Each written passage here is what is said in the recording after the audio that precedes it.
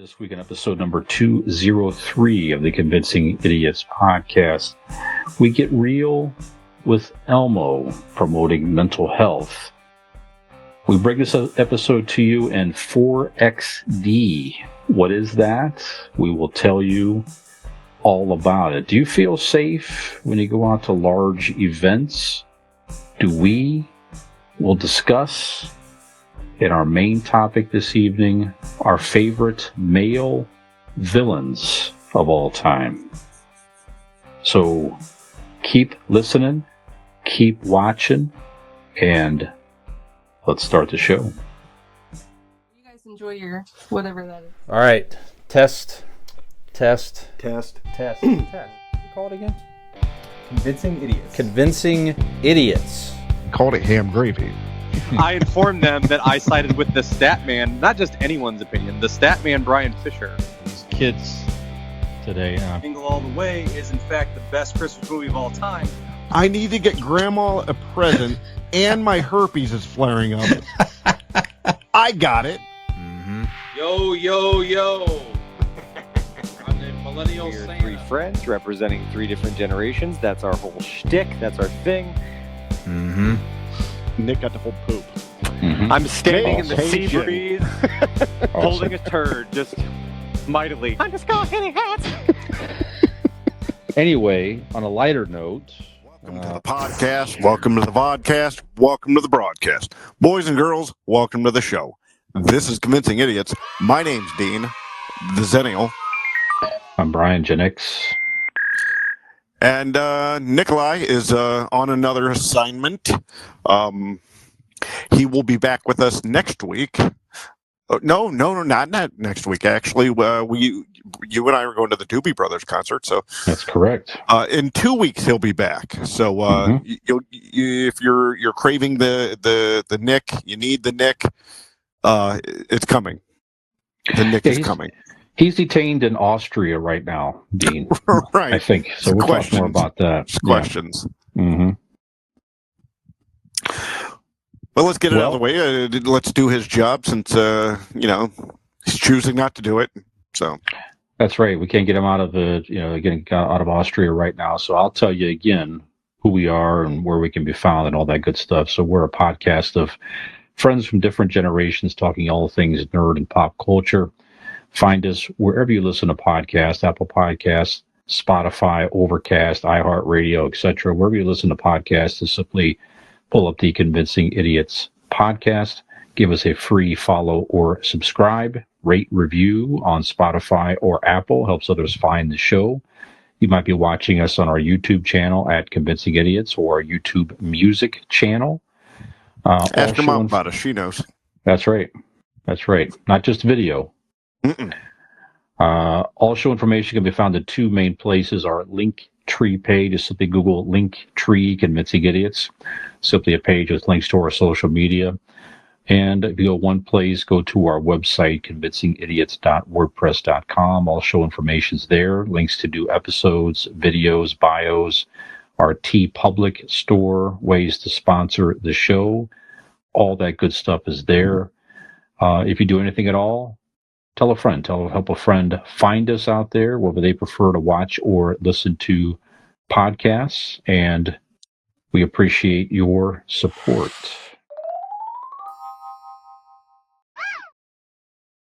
And as far as the TeePublic goes, people, if you're going to get a T-shirt from them anyways, go through our link. It helps us out, even if you're not getting one of our merchandise that's on there. If you go through our link and purchase something, that helps us out. So Exactly right. So, Dean, how are you, sir? I saw you had a big first day of school this week. Yeah. His son's in 7th grade, first day of 7th grade. Carter is in 7th grade this year. First day of 7th grade. Off, and 7th grade. What is it? It's middle of the pack. It's you're not the new, you're not the old. Is he in the same school? Is it the same school building, or is it a different school now he's in? Same as last year. Yeah. Okay. And So they're starts separated by tomorrow. middle school sections or the school Correct. or something like that. Yeah. Okay. Correct. All right. Nora's first day is tomorrow. Very good. So And she'll be in what grade? 4th. Man. Okay. Yep. All grown up. Yes. Yes, indeed. Are the kids getting ready to? Are they going to serve adult beverages at your event this weekend, sir? No. There was a lot of financial dispute on this one, so she opted out of it. So okay. We just couldn't match her demand. Very good. Well, for us, as I've mentioned, the last several weeks now, still working on the move, selling our place here, buying a new place. So every day seems like, you have a good day, another day you take a step backwards, then take a couple steps forward. I just kind of been the life here for quite a while, but in the meantime, things are still progressing. We're still optimistic everything will line up properly to sell this place and then roll into the next one. You really at should the beginning of next month. Relax. It is so cool to do so. Mm-hmm. Like, and not have to worry about anything and just kind of chill, man. It's life. You're really missing out. Yeah, we don't have many of those moments these days. Once in a while. But we're definitely looking forward to getting all this behind us and sit back and talk about it and remember it versus you do like things behind you. Yes. Mm-hmm. That's right. So, but so we'll just keep things moving, and meantime it's packing, getting ready, and we're making some progress there as well. So that's good. Yeah. So that's it, man. That's been the focus of life here for a minute. So that's a hell of a focus. Yes, indeed.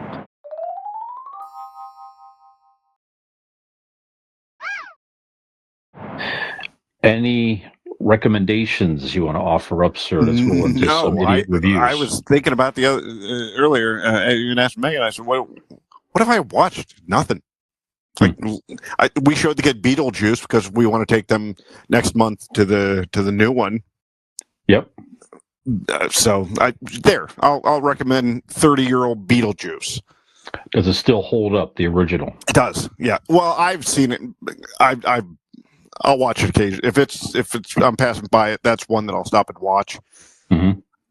So, yeah, it's not. It hasn't been that long since I've seen it, so I'm a fan of it then as I am now, and looking forward to the new one. Me too. Kids enjoyed it.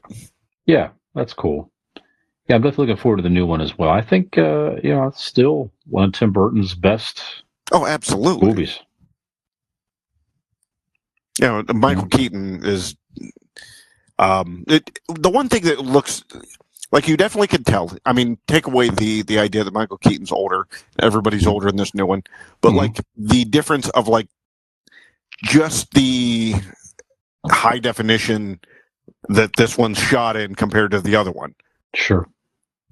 Like, I'm sure that the makeup is damn near spot on from what it was, but it's just crisper. Like, it looks, I don't know. I hope it doesn't take me out, but like it does. There's something off about it, and I think that's what it is. Is like how good it looks. I mean, hell, I mean if that's the worst thing, to say about it is it looks good. No, I'm looking forward to it. Yeah. Yeah, that'd be the one to try to maybe catch with a group of us or something like that if it works out. Yeah, absolutely. Okay. Anything else? No, that was it, man. Okay. You? We watched a new documentary on Netflix this evening, Inside the Mind of a Dog or something like that. The Mind of a Dog. Very good. It's a good documentary narrated by Rob Lowe. And it gives you some. If you love dogs, you'll enjoy this. Put it that way. They did one on cats a couple years ago. Okay, I did not know that. It was good. Yeah. Okay.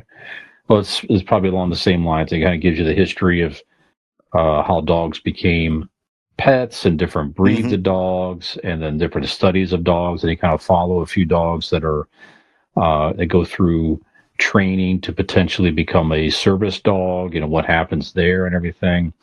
It's very good. So definitely check that out. Especially again, if you have a family pet or ever had a dog, you'll appreciate it that much more.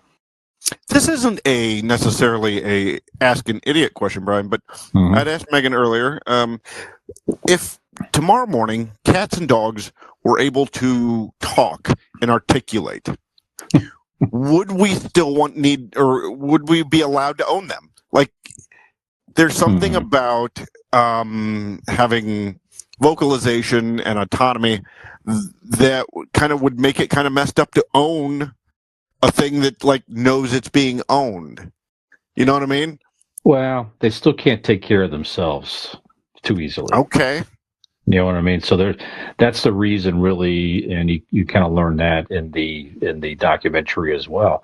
That's how wolves evolved to be pet dogs to begin with, is that they were smart enough to know that humans had food around and they didn't have to go on and hunt for food. So if they were friendly animals, they got food and companionship from humans. And then that began to evolve wolves and the different dog breeds and began to breed different types of dogs, that type of thing. So I don't think that'd be much more different with dogs and cats, frankly, if they could talk. Cat might be more aloof, right? As some of their personalities. Say fuck you. Yeah, but still, it doesn't want to be out there in the. What does it want to be, a stray cat and take its chances out there catching animals around the neighborhood? No, So, but yeah, interesting question. Okay. We also finished up the first season of Caped Crusader, Batman Caped Crusader. I mentioned that on Amazon Prime. Allie and I really enjoyed that, man. Every evening we sat down and watched through those. Just done well. So it's Batman in a different universe. It's not the same Batman is in our current timeline and everything, but it's a different take on it. Different take on the villains. It's a different take on his relationship with Alfred, even for that matter. His relationship with Commissioner Gordon and Barbara Gordon. Just done well. If you're a Batman fan and you're seeking something a little bit different, go check that out. Again, it's set in the 40s, no technology. It's, Batman, using his detective abilities and fighting crime and everything. Just done well. All right. And I finished the first 5 episodes that dropped for Cobra Kai season 6. I mentioned I watched a couple recently. Oh yeah, it's very good. Just good.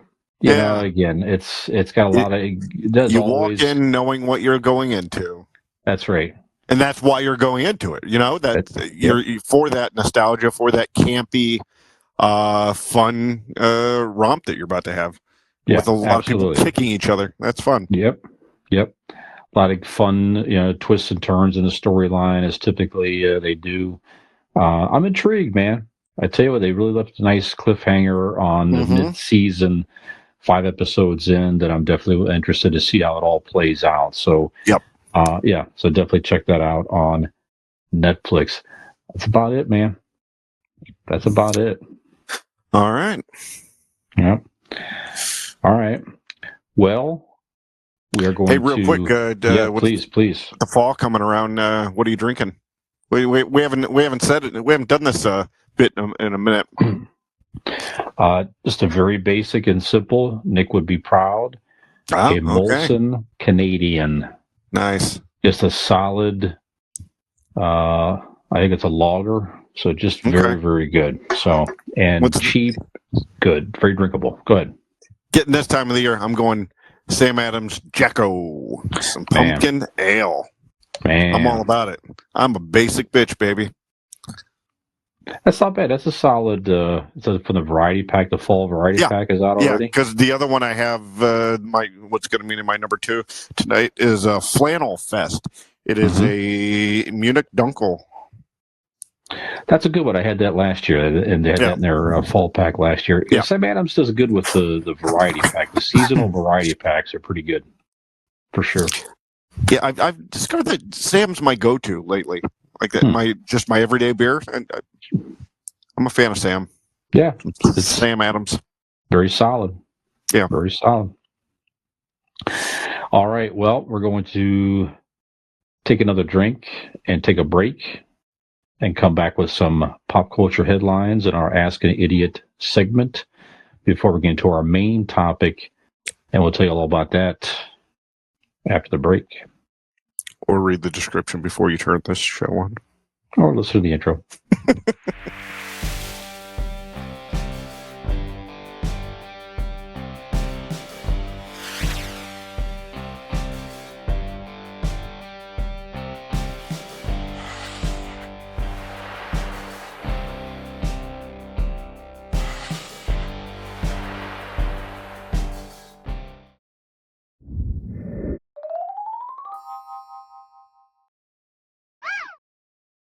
Gen X Brian here from the Convincing Idiots podcast. If you're enjoying our show, tell a friend. And if you're not, well, tell two enemies.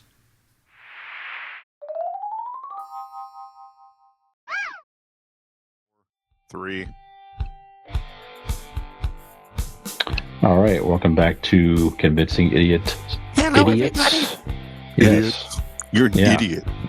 Stupid idiots. That's us. We're That's idiots. Right. We're awesome. That's right. Don't you want to be done with us? Come be done with us. Yeah. Yeah, be done with us, will you?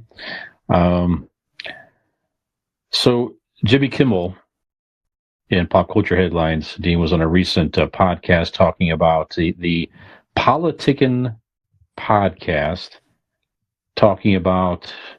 Now, he's been hosting Jimmy Kimmel Live for 21 years already. I can't even get... That seems crazy to me. Yeah. Well, that's only because we think the Man Show probably ended like 5 years ago. Yeah, it seems that way, right?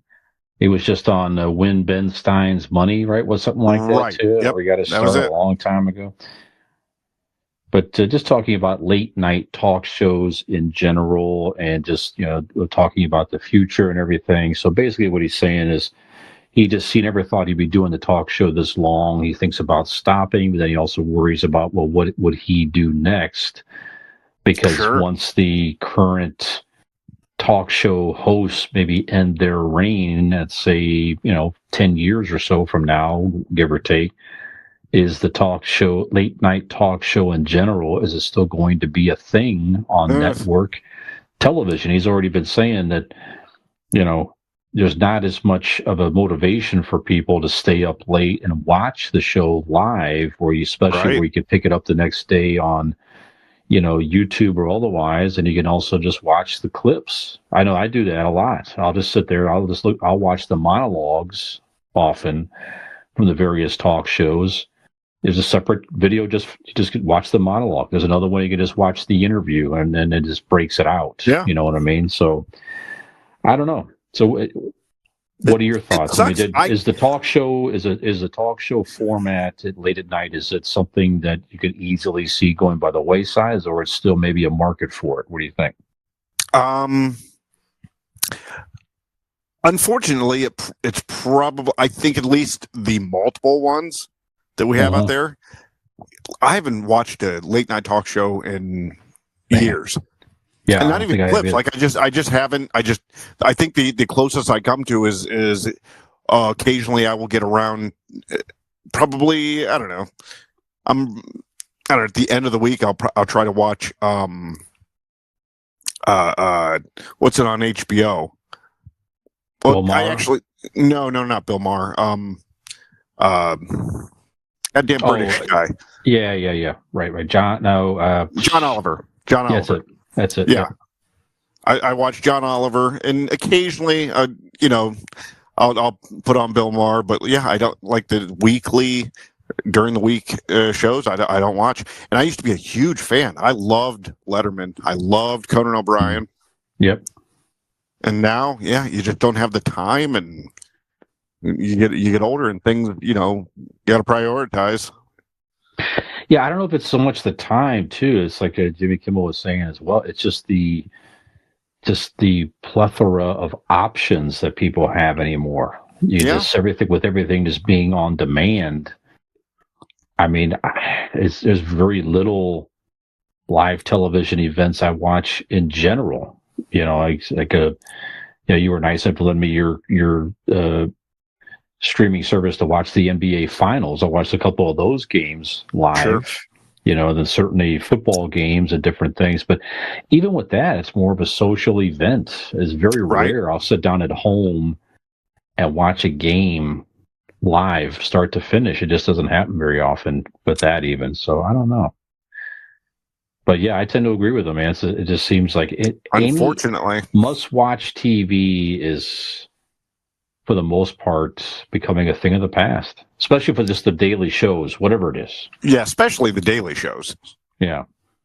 Well, that's one I DVR and watch later is the daily show. So that's one of them. I do watch those videos, often on YouTube as well. The Jon Stewart hosted ones, especially. But yep, yeah, there's no reason. There's no reason to watch something live, especially when you can get the on-demand clips within hours, typically. Yeah, and certainly by the next day. So I don't know.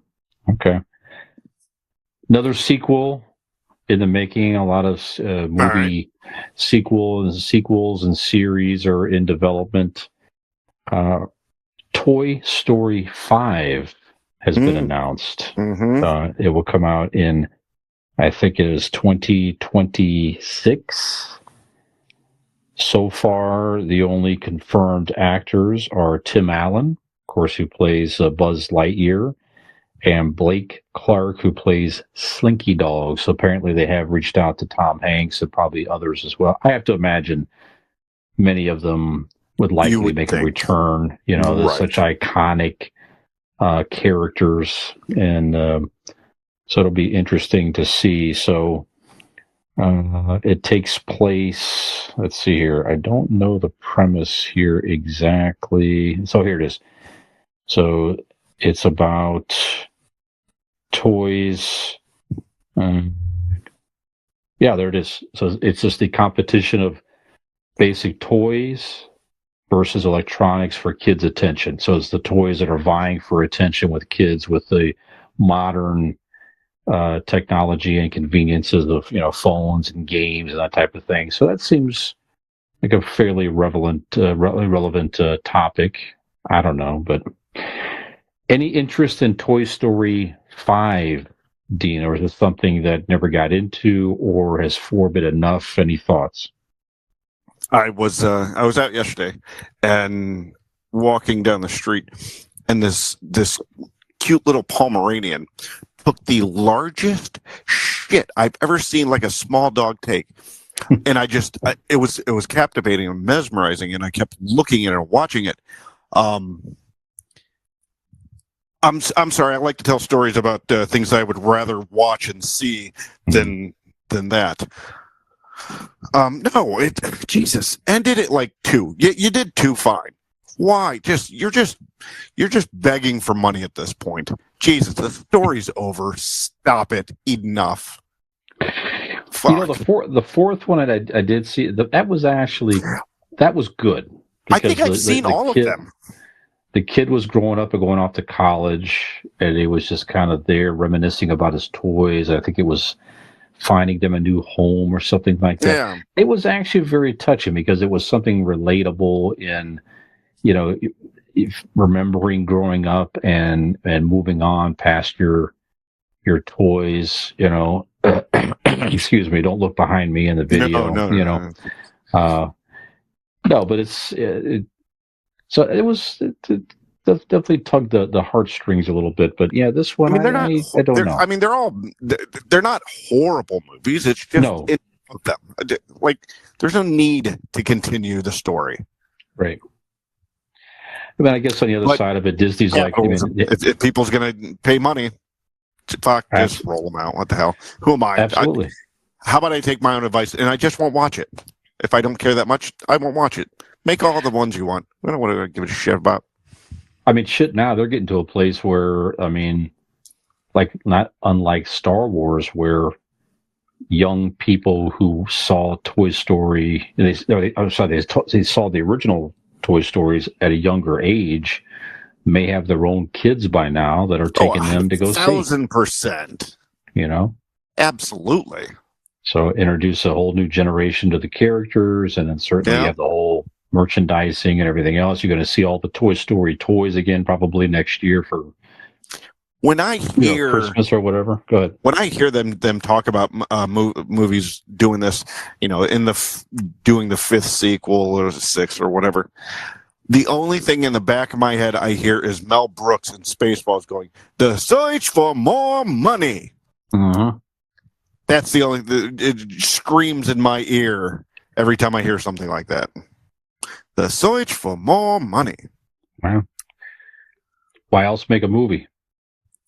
I mean, I guess some people do it for the art form, but not movies like this, right? This is the fuel and fun, the whole Disney empire with, all the things that come with it, the merchandising, the characters in the theme parks. I mean, the whole bit, right? So, yeah, they just need more $50 bills to do coke with. That's it. Sure, that's it. Well, another famous character that made news earlier in the year was, you remember when Elmo has I guess an X account, and he put a general question out there. Hey, are you okay? Exactly. And it just, I remember, had this just flurry of responses. People kind of use that as a means to just talk openly about mental health and how they're really doing. Yeah. And it really kind of became a thing. Because of that, Sesame Street helped sponsor a survey project to focus on the state of well-being in America. So it was conducted in partnership with consulting and market research, the Harris Poll, which we have heard of before, perhaps. Mm-hmm. So it interviewed over 2,000 members of the U.S. population, aged 16 and older, this past May, and they published the survey results this past week. So won't go into all the results and everything, but we're all fucked up. Well, it's a glimmer. So basically, 67% of those interviewed said they wish their parents had been more honest about their own mental health struggles, including 79% of parents. And I guess the point is, it's encouraged some people to speak more openly in general about their own mental health, and to certainly encourage people to talk about things, to get the support that they need, and all because of a general, question on X from Elmo. So I thought that was pretty cool. Yeah, I actually, ironically, had this conversation with my son just recently, he had dealt with some anxiety and panic attacks and whatnot. Okay. And I was able to have that conversation with him because I've dealt with it since I was his age. Sure. I got to go into details about some of my struggles with panic attacks at a very young age. Mm-hmm. Like I was telling him, it was the 90s. They put me in the hospital because they didn't know, they didn't think about anxiety being a thing. So they thought it was actual stomach problems. So it was just like an overnight thing, just an observation, but yeah, they didn't understand what we do now about mental health and about anxiety and panic attacks. And I was explaining to him all this, and I'm like, you're not alone. I've been dealing with it for my entire life. Mm-hmm. And I still deal with panic attacks. Hell, you want to play a fun game? It's happened once or twice during the shows in the past 3 years. Go back on YouTube, scour through the episodes, find it. So, yeah. And if you could name the 3 episodes, you get a free Convincing Idiots T-shirt. Oh, absolutely. Yeah. No, but that's, in all honesty, that's good. That's very healthy of you to be able to have those conversations with your son. I've talked with Peyton about things as well, because she's same thing. I mean, she has anxiety, and she's been smart enough to, and brave enough, frankly, to talk to a doctor about it on her own, talk through it, get some treatment, get some medication and stuff to help keep things more on balance. And she's been much happier and healthier as a result. And yeah, talk, like you said, talk to your kids, man.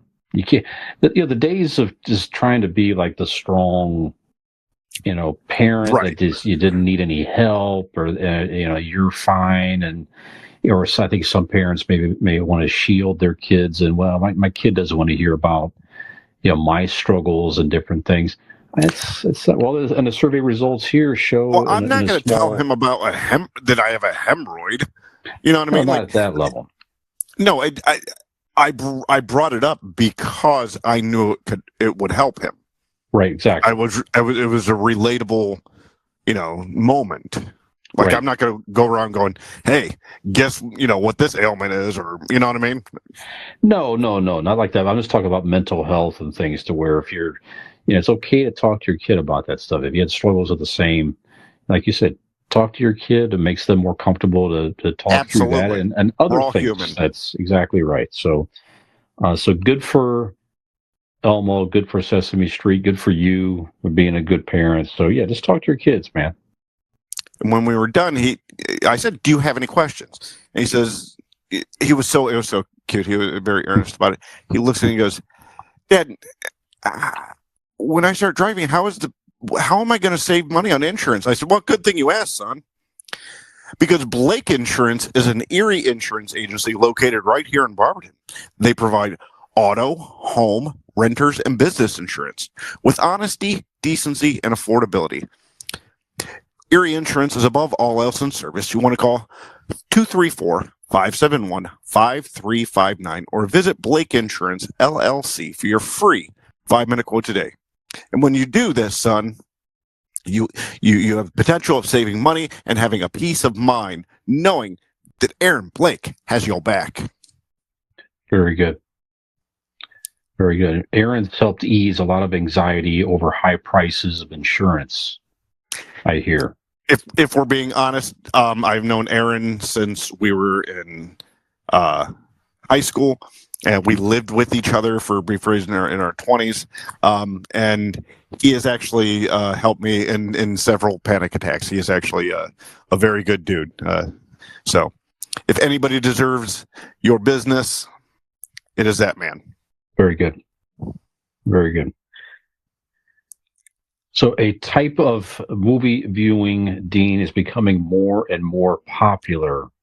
Have you heard of 4DX film viewing experiences? So apparently the only place you can do this right now is in New York. There are Regal cinemas that have 4DX seating, right? And an extremely popular movie in 4DX is Twisters. So people are spending like $32 a ticket to experience Twister in 4DX. So what this does apparently is it's not just the high definition and the sound and everything. Your seats actually move depending on how the movie is programmed into them. Sure.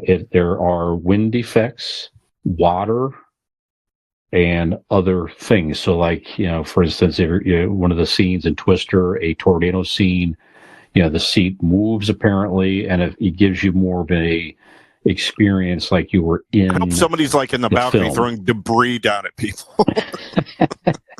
Yeah, some guys that's up there with squirt guns and shit like that. Other guys throwing fucking small trash cans at them. I go with that. Yeah. So there's been like for Twister alone 700,000 in pre-sales. Wow. Because of the word of mouth of the experience that people want to go check out the film in 4DX. And another popular one, I haven't seen exactly what it does. I'm very interested there too, but Wolverine and Deadpool had a 4DX experience as well. So it's just a different type of technology, and we'll see. It's certainly encouraging some people to come out to the movie and experience it in a different way, Why right? not? You're not going to get that at home, right? So if you want to get people out and spend a higher ticket and have a more of an immersive movie-going experience, I mean, it's pretty interesting. So as it continues to do well in New York, I have to imagine it's going to start to crop up in other major cities. And if it does, you got to think that they're going to start almost catering to those kind of theaters. You know, you might see the resurgence of these not only blockbuster, but like the disaster movies. You know, that were big back in the day. Absolutely, something that gets all the senses going. Sure. You know, it might not be the best plot, might not be, you know, the greatest movie you ever saw, but like the experience will be fun. So I'm looking forward to that. Yeah, like have a 4DX showing of the original Jurassic Park or something like that. Go see it. Right. You know, for sure. Like you say, all those movies, you know. Debbie Does Dallas. Yeah, absolutely. Yeah, of course. Yeah. That's not exactly water. You know? No.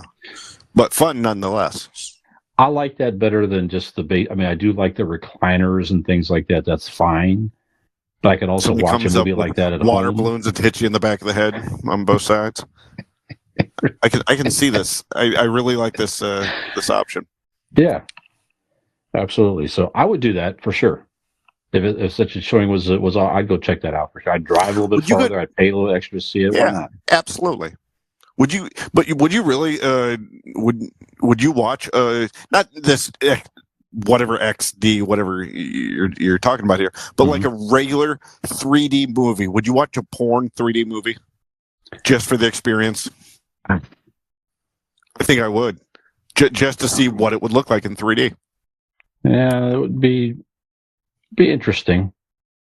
The whole idea of going to a public place to watch it like that is creepy. It had to be a home viewing though. Sure. You know. You're dodging fucking dongs left and right. I don't know.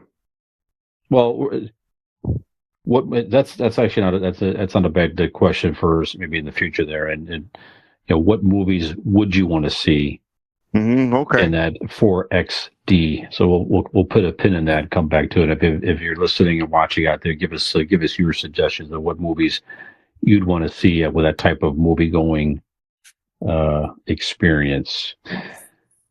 Taylor Swift making the news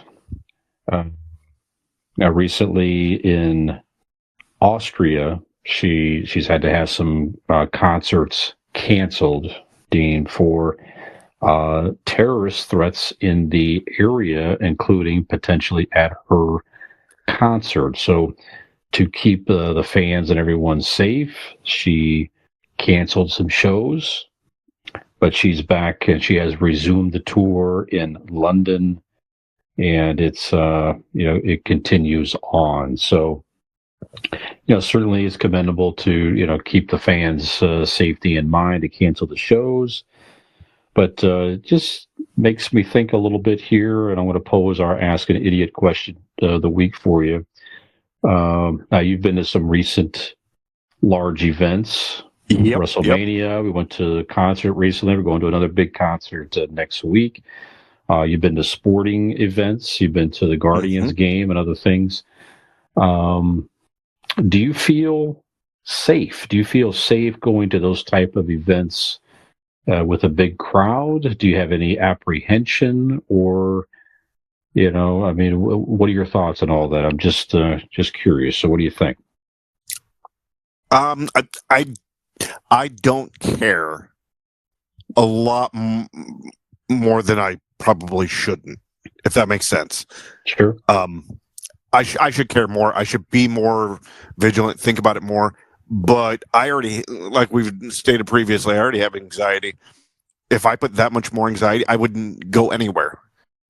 At a certain point, you have to just kind of be aware, but not. You can't be hunkered down. You can't let fear control you, especially about something like that.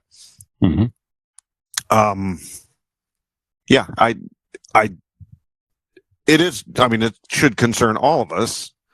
But I still go. I like you said, I was at SummerSlam a couple weeks ago. There was 57,000 people at the stadium. I think that was the final tally. Then Guardians again. So I don't mind. I don't mind it. I kind of, and I know that sounds shitty, but I put it out of my head and just go. What about you? Yeah, I think the basic security that's offered. I mean, I think for the most part they do a pretty decent job. You know, it's like they do the best they can with the volume of people that's coming through. Yep. I mean, if you just have something you're trying to smuggle in that's not the best hidden, it's probably going to get picked up and caught, right? Sure. And I think most people probably know that. I mean, if you really were trying to do some damage, then you probably could find a way to get something in there to cause somebody harm. Right. But it's not going to be probably anything too crazy, but I don't know. But I'm with you too. It's like if I'm taking the risk to go out and go to an event like that, I'm gambling with. I've been to so many events over the years that I've been fortunate enough to never see anything crazy. I don't know that I've ever seen really in so much as a scuffle in the stands, you know. Right.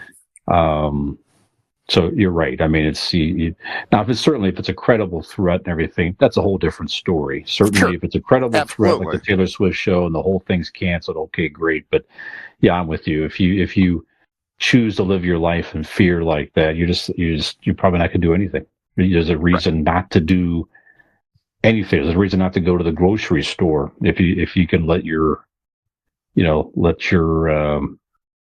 anxiety fear take over. Yeah, exactly. Yeah. But I almost immediately regret everything I ever say yes to in general. So, I have already have one foot out the door, or actually I have already have one foot in the door when doing anything. But I same as that. I suck it up and I just push forward, and sooner or later, I will be okay. I'll get through it. Yeah. Well, good. So put a few beers in me. That's a healthy way to do it, right? Yeah, sure, absolutely. Well, don't be afraid. Get out there, enjoy yourself, everybody, and just have some, basic. Just be aware. Just be aware of your surroundings. See something, say something. That's right. And then when we finally get around to doing a 200-ish episode out in a local place, and we'll tell you about that as well. Now, that's a fear if you have a fear of poor entertainment, then we can't promise anything there. Well, actually, we can promise you poor entertainment. that if there's ever a goddamn promise we could keep, it's poor entertainment. Yeah, we're actually striving to have the fear of poor entertainment named after the show. If we had our way, yeah, we're working on that for you. Here's a T-shirt: "Fear of poor entertainment." I like it. So that make the last one that we said we should make.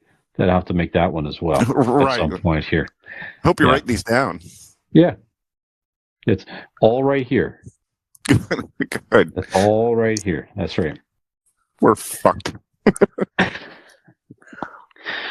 All right. Well, Dean, our topic last week our main topic centered around the ladies. Yeah.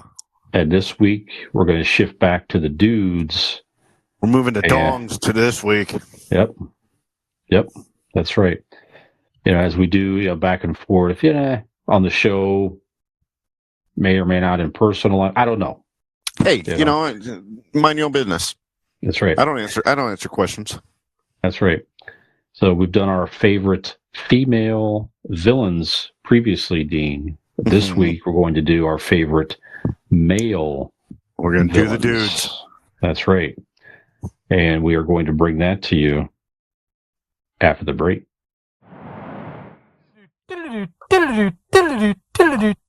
Mm-hmm.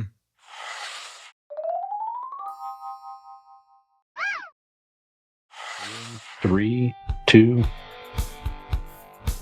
Welcome back to the third and most evil segment. Brian, I don't know if you're familiar with this, but some people might say that I am the villain of this podcast. Of course. And I take exception to that. I think that I'm the good guy here. But you know what? I think that's what makes most villains the best villains is all villains think that they're doing the right thing. They're doing the righteous or good thing, you know? So this week, our Mount Rushmore, let's put it to good use, and let's come up with our favorite male villains in pop culture. Sure. Well, my first one fits that criteria. You just stated perfectly. So he believed that he was right. He believed he was doing good by the universe, by reducing the population that was taking up too much space, taking up too many resources. Thanos, played by Josh Brolin in the Avengers movies. Character is very interesting anyway. Is always a cool character in the comics, and certainly the film version was portrayed perfectly by Josh Brolin. He had the look. The look was cool. The whole storyline I thought was very well done, and of course, just great voice, everything. So Thanos. They did the mocap, with the dots on his faces to get like his expressions. So while he's talking, so you get the voice then. And he brought such a humanity to it, but still that overtones of evil. Sure. Like he was just a piece of shit, but like he did have that bit of humanity and like we said, he thought he was doing the right thing. Yeah, the logic makes sense. You could definitely understand the logic, and also the cool element was certainly it was all random. Yeah. It was villains and heroes alike were half of them just of course disappeared for many years in that storyline, as we know. So, yep. Who do you got, right. Dean? Who makes your list? Number one on my list, I'm going to the biggest of the bads. You're talking about galaxies and universes. Mm-hmm. Let's go the Emperor of the Galaxy, Emperor Sheev Palpatine, old Sheev there. You could argue of other characters in Star Wars. I don't know if they're listed, so I won't name them. But you could go and name other people, but other people have redeeming qualities. Sheev Palpatine was pure evil. He was a Sith, so to speak. There was nothing but just pure, unadulterated power he strived for, and he succeeded with, honestly. The manipulation and the patience of the manipulation. He is just the worst of the worst, which makes him one of my favorites. Sheev Palpatine. Yeah, you're right. Played by Ian McDiarmid. Yeah, very well portrayed, for sure. But yeah, you're right. The only motivation is, like I said, was just power. There was power. That's it. Nothing else. There was no other motivation whatsoever. Didn't care, like you say, who he manipulated, what he had to do, who he hurt. It was all just to rule the galaxy. But he also goes against the general idea of what we had said about villains, the best villains thinking they're doing the right thing. He didn't care if it was right or wrong. It was just for him. Mm-hmm. So he is the rare air when it comes to that. Sure. Yep. Very good. Number 2 on your list, Brian. Who do you got? Going into the world of horror films here, Dean. So one of my favorite slasher movie villains of all time, because this one actually had a personality. So many of them just were mindless zombie-like characters. Certainly, Jason and Michael Myers were just these beings that just kept coming after you, and that's all fine and good. But who had the ultimate personality? Freddy Krueger, played by the great Robert Englund. Again, played the character so well, not unlike some of these other villains and things and heroes of the movies. One guy tried to portray him in a reboot, and you just can't do it effectively. I did see that they might be making a series of some sort coming out later in the year, some type of Nightmare on Elm Street series, which I'm very excited for. Yep. But yeah, just scary. The whole premise was frightening, and again, just the whole personality that Robert Englund brought to that character was just took it to a whole other level. We talked about in other episodes. I mean, some of the movies got a little goofy and a little over the top, nutty. But like those first couple where he was just unadulterated evil, you can't get better than that. No, absolutely. The first that first one still holds up as one of the best horror movies of all time, in my opinion. 1,000%. Yeah, Freddy Krueger. I like it. Yep. All right, number 2.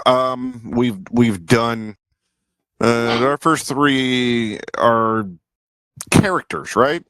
Mm-hmm. I mean, these are all going to be characters, but I'm saying is they're all one way of a comic book or whatnot, or science fiction.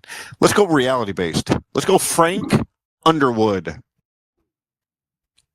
from House of Cards, portrayed by Kevin Spacey. Sure. I was Kevin Spacey's done a lot of good bad guys. May have portrayed one in real life, but this one, Frank Underwood was on top. He was like Palpatine. Like everything was to service his power, and he was the perfect.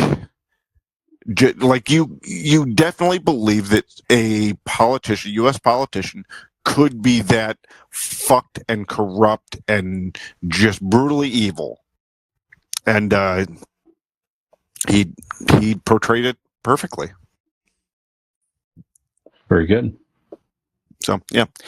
Frank Underwood, Kevin Spacey, House of Cards. Excellent. Yeah, certainly Kevin Spacey's played some other good villains in his own right as well. Okay. I'm wearing a Doc Holliday shirt from Tombstone. Dean, I know both of our favorite movies of all time is Tombstone.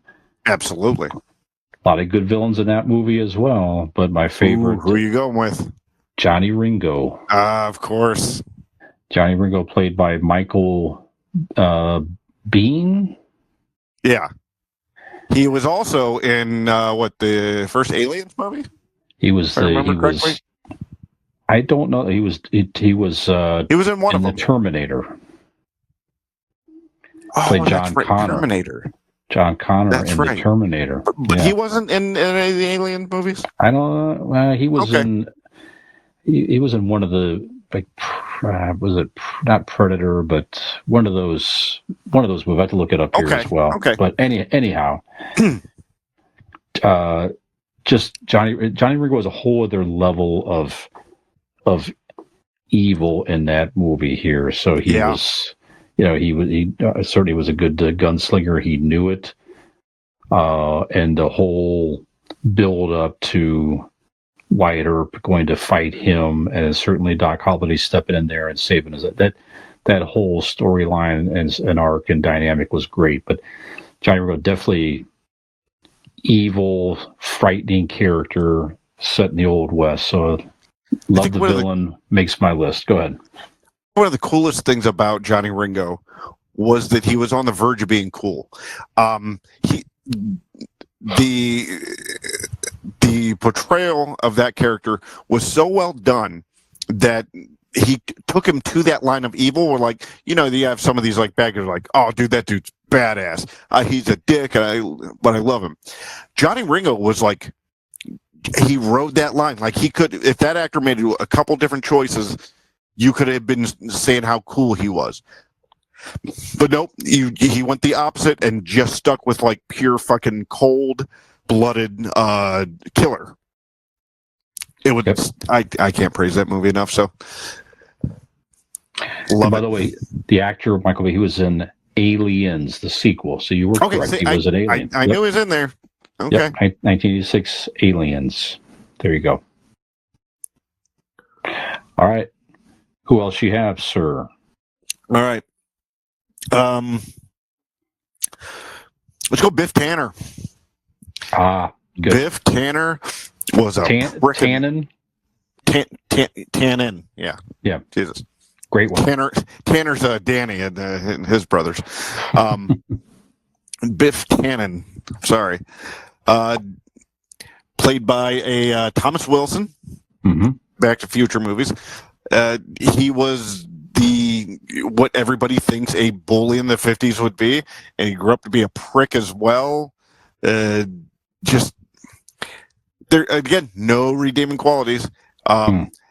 He was just a prick to not just even to his friends. Like it was everybody, everything around him, and it showed you a very slight idea of a backdrop where he. Or his backstory with living with his grandmother, like you're like, okay, probably didn't have the best home life. That's probably why he is the way he is. But yeah, I love Biff Tannen. Even when you get into Mad Dog Tannen and the third one, or the different timeline Tannens, Biff was a fantastic bad guy. Love him. Yeah, I'm with you. One of the most hateable characters of any movie series. If you get a chance, look up Thomas Wilson's stand-up. He's a stand-up comedian. Okay. Outside of acting, he's really funny. Really, just like a likable dude. Like he does this whole song. You can find it on YouTube that he sings about. People, because he's like, people ask me all these questions about Back to the Future. I'm just going to answer everything right here in a song, and it's cool. Give it a shot. I like it. That's great. Like you said, solidly acted. I mean, all these other villains. You know, even if there's multiple movies in the series, typically it's the same character they're playing in different films, right? Right. That guy had enough acting chops. I give you the thumbs up on the video. Of course. To play, like you said, play that same character, but in different iterations. Old Biff, young Biff, old broken West down Biff. Yeah, exactly. Just solidly acted. Very good. Yeah. Okay. Well, I'm going to give you Palpatine's apprentice. There we go. Darth Vader. You can't have a best male villain without you really can't. Vader. I mean, we've said so much about Vader over this podcast in general, but yeah, again, just such an interesting evil character. The whole story arc of it's that really George Lucas said it himself that the storyline, at least the original 6 movies, it's not really about Luke Skywalker. It's about Darth Vader. His whole arc, and certainly his fall, how he again rose to, quote unquote, redeem himself, whatever. But certainly the look, everything. Star Wars would not be as popular at all without a very interesting looking and story behind Darth Vader. Well, that's the thing. His mask is so iconic. In the original movie, he only had only a handful of minutes of screen 12 time. minutes or something like that. 12 minutes, something like that. And if you would have left that movie with just that, he wasn't in any of them except New Hope, he still would have been on this iconic list for so many people as like this villainous bad guy. Probably more because he didn't get redeemed and you didn't know a backstory. It was just this ominous, dark cloaked figure with this killer mask and choking people out. Absolutely. You have all the arguments on we have it too. Did he really redeem himself? That's a whole thing, but still, great villain, and got to be on the list. So there's a guy sitting at the cantina, and they're like, "Dude, did you hear? Darth Vader threw Palpatine down shaft, killed him. Dude redeemed himself." He goes, "Oh yeah, tell that to my family in Alderaan." Yeah, right. Yeah, I'm so happy for him. Right. So happy for him. So yeah, he redeemed himself in our eyes, but if it was reality, he still murdered a lot of people. Right. It would have more if he would have been stopped. Right. Yep. All right. What else you got? All right. I've got. Well, if you're gonna talk about evil, might as well call the Doctor. Dr. Evil. The Austin Power movies. Again,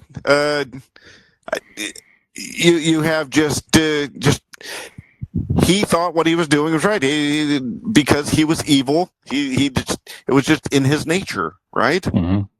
Now I love the actor. I love the character. All those movies. And I mean, he was a bad guy in the movies. I mean, so yep. it is. So yeah, I love Dr. Evil.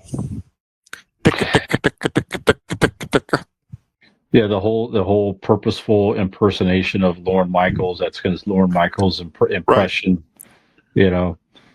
And I just love the direct making fun of the 1960s James Bond movies. Just really out in the open like that. Just so good. Yeah, definitely one of Mike Myers' best roles. He said he'd do another one.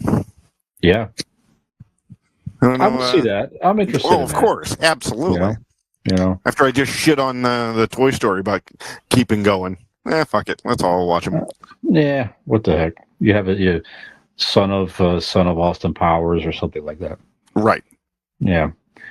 Okay. Well, one of the most iconic, arguably the most iconic comic villain has been portrayed by different actors in different ways in the movies and animated series and everything. My favorite version, though, of the Joker, played by Heath Ledger in the Dark Knight movie. So, the Joker in general, just a psychotic. I mean, we all know who the Joker is. Definitely one of the greatest villains, period. But again, I had to mention as well my favorite portrayal by Heath Ledger. Just absolutely, the logic is you can understand how a guy could think the way that he thought seemed to make sense a little bit in his own crazy way. Sure, out to prove that man certainly was more bad than good. Basically, chaos will win at the end of the day. Certainly was proven wrong, but again, give me the Joker in any iteration, he's going to be one of my favorite villains, period. Yep. But again, added nod to the great Heath Ledger for his portrayal. Yeah, none of the other people on any of our lists here won an Oscar for being evil. So that explains that right there. That's right. That's my 5, man. What else you got? My last one. Calvin Candy. Are you familiar? Calvin Candy, no. Calvin Candy was portrayed by Leonardo DiCaprio in Django Unchained. Ah, yes, that's right. That great dude was just... He was like what when you think of the evil, racist, Southern slave owner in the 1860s, right? Yeah. Just vile and just disgusting, and there's no redeeming qualities on him. No. None. He was just a piece of shit. And it just, and again, not cool, not even fun. Not even like you would make jokes and like, he's just so awful. I can't even laugh at like the joke. Mm-hmm. But I mean, props to Leo. I mean, that's what he did with that was just incredible. The whole movie's awesome. Love it. Yeah, no, you're right. It's of all the villains, as far as the acting level, to take it to that level of just absolute hatred. You're right. Leonardo DiCaprio is one of the best ever in that role. Right. So much to where was it Christoph Waltz's Dr. Schultz? Yes. Right. Just he knew that he was going to be killed if he just couldn't shake his hand, and that's what, Yep. and he knew that as well. You know, Yep. DiCaprio, he knew that I'm going to make you shake my hand because you don't want to seal the deal, and he loathed him so much that he was willing to die for it. Just really, and you can understand that. Sure. Absolutely. You know? Vile. That's a great one. All Very right, good. so that's my list. Any honorable mentions for you? I do have a couple. You want to go back and forth? Yeah. Yeah, we don't have to go into in depth, but Okay. in passing. I'll just mention it real quick. I had Biff Tannen. That's how I do the name. Sure. I couldn't remember if it was Tanner or Tannen as well, but Biff Tannen again made my list. Well, I wrote 10, and it's just my handwriting is dog shit Okay. when I look down. So, I went to Scar. I mean, Sure. motherfucker killed Mufasa. Some bitch. Yep. Hard to beat. Another comic book villain, one of my favorites. That's about to make a portrayal back in the movies again, as we talked about, played by Robert Downey Jr. Dr. Doom. Dr. Doom was always an intriguing villain in the comic world, certainly. Just his whole quest for power. He always had the name is fantastic. Always had a cool look with the armor and the cloak and everything. Yeah, Dr. Doom. I went back to the Star Wars universe, and I went Jabba the Hutt. Mm-hmm. Just the disgusting, vile creature that he was. He was awesome. Sure. Jabba the Hutt. Very good. I have Hannibal Lecter from the Silence of the Lambs. Of course, a couple movies there in the series. Yeah. Of course, played by Anthony Hopkins in the movies. Great portrayal. Interesting villain. And again, he's sort of, definitely scary. Scary. Like he's a believable type person. Yeah. Like you picture could exist. He's hiding in the shadows. Sure. Absolutely. What else you got? Commodus. I believe I pronounced that correctly. Joaquin Phoenix in The Gladiator. Sure. It just a creepy, just a fucking creep. Like everything about him was just, every time he talked, you weren't sure what sort of like just weird, creepy, awful shit was coming out. Mm-hmm. Yeah, that was a happy ending when they took it, when they killed him in that movie. Sure. Just a creep. And another villain where you could picture, you understand his side of it, whether it be animated series or the movies, Magneto. Okay. You understand his fear of humans, and they're going to take us over and push us out. Let's rise up and fight them. You can understand that side of it. And Sure. also, I'm using Magneto because we did a prior episode of what villain would we be for each other. Ah, yeah. And Nick said that he envisioned I would be Magneto, which I kind of like that answer as well. So making my list, and that's what I got. There's plenty of others out there, but that's what I got. Sure. I had Thanos also. Grand Moff Tarkin. Let's mention him real quick. Sure. Just the sunken in old British face, just with killing at ease. Mm-hmm. No problem. So yeah, Grand Moff Tarkin. But yeah, my last two, Terminator. Sure. From the first one, just Great one. no thought, no emotion. Will never stop until the mission is complete. That's scary. Mm-hmm. And then Kevin Spacey again with Kaiser Sose. Good one. So that is my list. Yeah, I think you've been known as the Terminator of the bedroom of sorts. If I'm not mistaken. Yeah. No thought, mindless, just until the mission is complete. Yeah. And I always keep coming. Another villain I have to mention, Dean. Sure. One villain out there is just exerting too much energy when you're simply just trying to enjoy a nice bike ride. I hate that. You know what I'm saying? You know, don't be your own villain. Go check out an electric bike from our friends at RPM Bike Shop. You can find them on Facebook, find them online, or simply just give them a call at 330-808-7792 if you are in the Northeast Ohio or Carrollton area, and tell them you wish to vanquish your own villain of personal energy. How about that? And another villain, Dean, we have to mention is just bad tattoos. Yeah. You know, that's one of the worst villains you can have on your body. It's just simply a bad tattoo, and you're not going to have to worry about that. If you look up our friends at Golden Heart Tattoo, you can find them on Facebook. The superheroes. Exactly. You know, get a tattoo of your favorite villain. You know, something like that. Like maybe a Dean or something. I don't know. But find them online, goldenhearttattoos.com, or give them a call, 234-706-2982. Well, another villain we have to mention, Dean. Yep. The end of another episode of Convincing Idiots. That's never fun. 203. Yeah, it's never fun for anyone except the listener.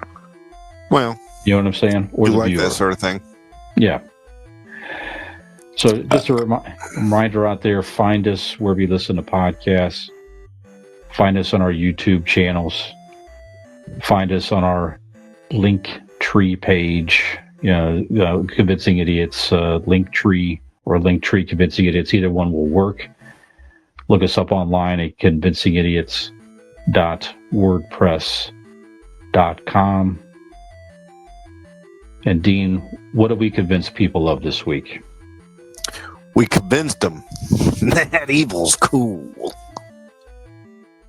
Hey there, if you like that video, or if you just like to watch us make fools of ourselves, please like and subscribe to this channel. We really appreciate it, and we hope to see you back here.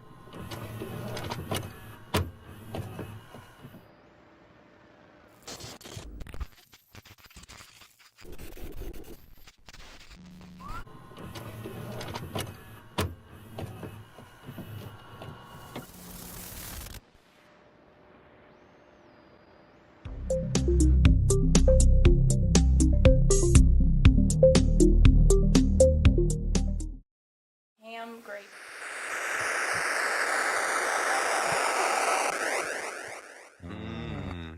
What is it? We'll tell you all about it. Oh, and I fucked up. It's okay. We can pick it back up. I will. Can we just go from the top? I didn't like the first one either. That's sure. We'll go from the top. Yeah, Nope. No problem. As soon as I'm done, I'm like, I don't like that. Okay. All right. All right.